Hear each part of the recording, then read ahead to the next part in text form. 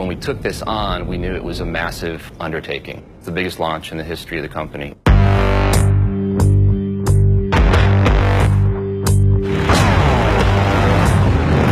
One of the primary ethoses that we follow is form follows function, but both report to emotion. You have to really look at every element of the motorcycle and execute it in a way that speaks to our ethos, which is authenticity, 115 years now of legacy.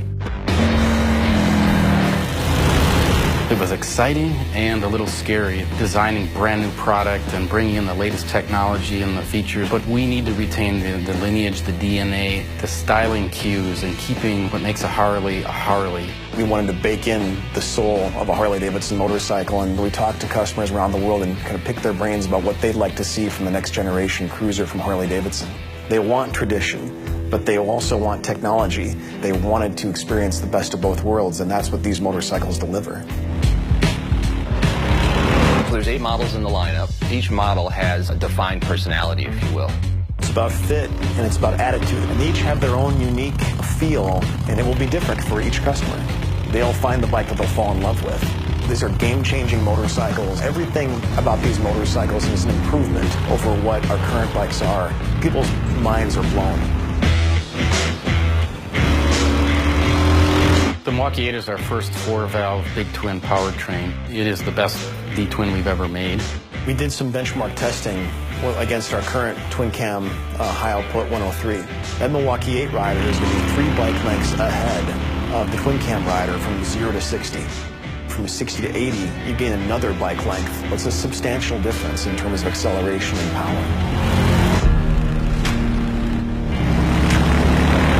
So let's talk about the Softail frame. Our very first motorcycles were rigid, so the rear wheel was actually rigidly mounted to the frame. They had a really beautiful aesthetic. There's a line that goes from the front of the motorcycle all the way to the rear axle. With the Softail, we're trying to emulate that whole aesthetic. We're trying to make the motorcycle look like it's a rigid, but it actually does function amazingly well because there is suspension that's tucked under there now. When they see them for the first time, they'll appreciate the style, but when they experience the goodness of a lightweight, awesome handling Softail chassis, I can't wait for people to ride them.